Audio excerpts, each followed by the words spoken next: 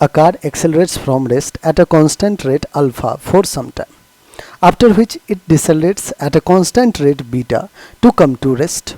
If the total time elapsed is t, the maximum velocity acquired by the car is। बच्चों इस journey को आइए अपन एक bar graph पे समझते हैं जहाँ से आपको ज़्यादा अच्छे समझ में आएगा। सपोज कीजिए हमने क्या किया, एक वेलोसिटी वर्सेस टाइम ग्राफ बना लिया। क्या किया है हमने, एक वेलोसिटी टाइम का ग्राफ बना रहे हैं अपन बच्चों, ठीक है।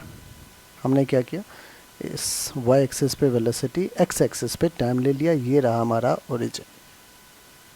तो स्टार्ट्स फ्रॉम रेस्ट, तो let's say t equals to 0 से बॉडी स्टार्ट हो रहा है, जहाँ पे इसकी वेलोसिटी भी क्या है, 0 है, at a constant rate alpha.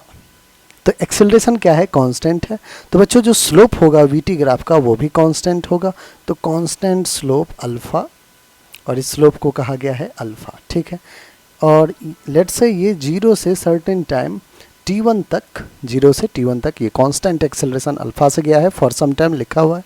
After which it decelerates at constant rate beta, decelerate हो रहा है बच्चों इसके बाद, तो इसके बाद डिसेलरेट हो रहा है और वो भी कांस्टेंट रेट से ही हो रहा है, और डिसेलरेट होने के बाद वो रेस्ट पे जा चुका है, to come to rest. Let's say t1 से ये टाइम रहा t2, ठीक है। इस टाइम को अपन t2 ले लेते हैं। 0 से स्टार्ट हुआ, t1 तक अल्फ़ा, t2 तक डिसेलरेट हुआ है, इसलिए आप स्लोप देख रहे होंगे नेगेटिव हो रहा है, बीटा, ठीक है। डिसेलरेट करने के बाद फिर ये रेस्ट पे आ गया। कह रहा है कि the total time elapsed is t, that means t1 plus t2, ये किसके इक्वल है, t के इक्वल है।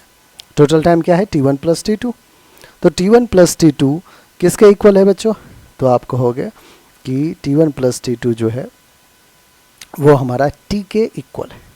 अब देखिए ध्यान से एक चीज़ और समझिएगा बच्चों, कि यहाँ से यहाँ तक एक्सेलरेशन का टाइम t1, ठीक है, और कंफ्यूज नहीं होना है हमें, यहाँ से यहाँ तक डिसेलरेशन का टाइम हमने t2 लिया। ऑलराइट बच्चों, एक्सेलरेट हुआ है t1 टाइम तक, डिसेलरेट हुआ है t2 टाइम तक, दोनों टाइम को ऐड करेंगे अपन तो t हो जाएगा। ऑलराइट, अब देखिए हमें कहा जा रहा है कि मैक्सिमम वेलोसिटी क्या होगा, ये फाइंड करो। ग्राफ पे तो आपको लग रहा होगा कि सर यहाँ तक आया है, ये मैक्सिमम वेलोसिटी तक आया, उसके बाद फिर डिसेलरेट हो गया है और फिर यहाँ पे रेस्ट में आ गया है। रेस्ट से स्टार्ट हुआ, मैक्सिमम वेलोसिटी तक गया और फिर रेस्ट में आ चुका है। ऑलराइट बच्चों, आइए अब ध्यान समझिएगा, हमें अल्फ़ा बीटा इंट्रोड्यूस करना है। कैसे लाया जाए अल्फ़ा, आप कहोगे कि सर वीटी ग्राफ है, वीटी ग्राफ का जो स्लोप है वो हमें एक्सेलरेशन देता है, और एक्सेलरेशन यहाँ पे क्या है, अल्फ़ा। तो अल्फ़ा क्या होगा, स्लोप। स्लोप के लिए क्या करेंगे बच्चों, perpendicular divided by base. Perpendicular कितना है, तो आप कहोगे कि सर वी मैक्सिमम, और बेस कितना है, कहोगे t1। बच्चों क्या मैं यहाँ से t1 को वी मैक्सिमम अपॉन अल्फ़ा लिख सकता हूँ, बिल्कुल, वी मैक्सिमम अपॉन अल्फ़ा। बच्चों यहाँ पे पुट कीजिए, t1 की जगह लिखिए we maximum upon alpha, plus आइए ऐसे ही t2 सिमिलरली अपन फाइंड करें।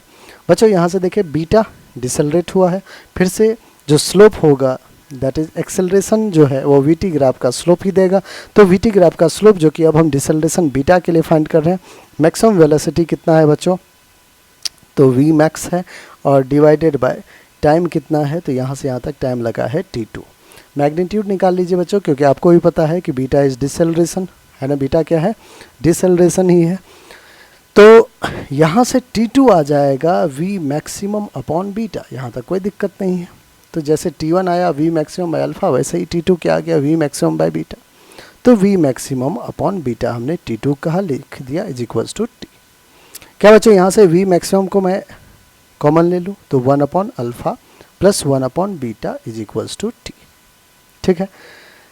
v maximum into 1 upon alpha plus 1 upon beta, alpha beta, alpha plus beta which is equals to t।